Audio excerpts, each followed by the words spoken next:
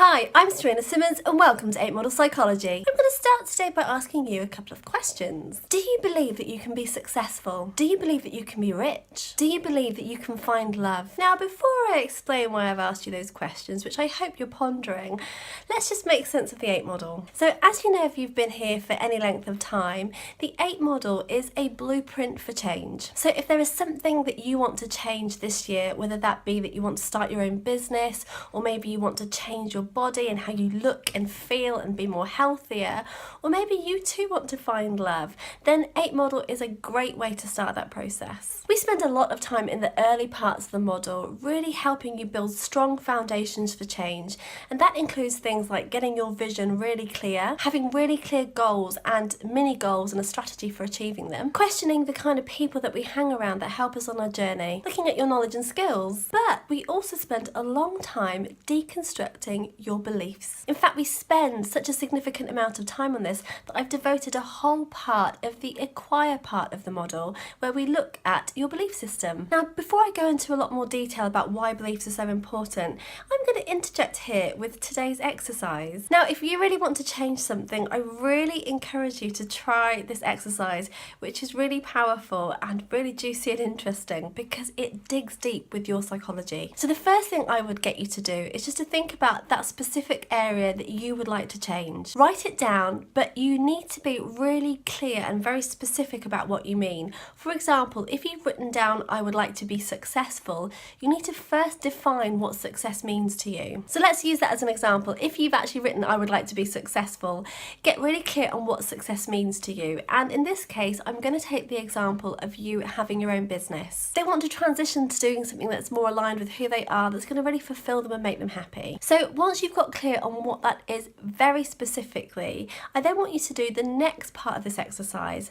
and that is to write down all of the things that you associate with doing that thing. In other words, if you put yourself in someone else's shoes who was doing this, so say for example you had seen someone who had transitioned from work into having their own very successful business, what does that person look like? I don't mean their physical characteristics, I mean specifically, what do they do? What kind of activities do they engage in? How do you think they think about what they do?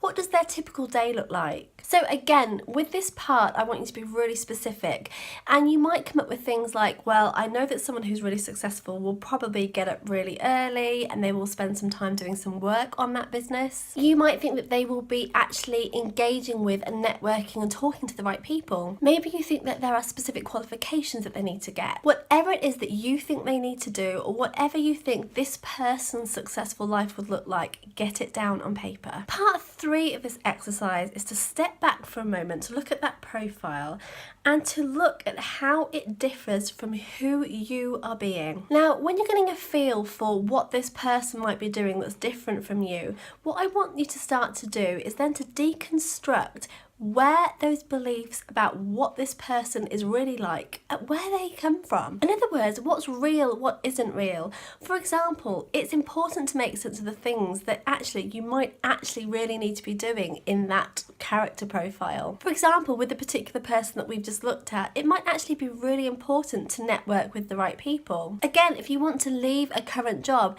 it might require you getting up an hour earlier to work on that business before you go to work every day. But is it actually the truth that you need some of those qualifications? Do you really need to go and do the MBA? Is it true that these people actually get up at 5 a.m? And actually, I'll put a link below to another video that I've written about the myths about getting up early. Now, what's interesting here is where your belief, like I said before, where this belief comes from, that this is what success looks like to you. And you can do this with any facet of your life that you want to change, whether it's losing weight or finding love. Again, if you have that profile and you write it down and you deconstruct it, it's interesting to see where some of those beliefs come from. So what we want you to do is to take away 3 key things from this. And the first one is, based on the character profile, what do you practically need to do to make this change? In other words, what's true, what isn't true? Number 2, to take care with the language that you speak, both internally and externally.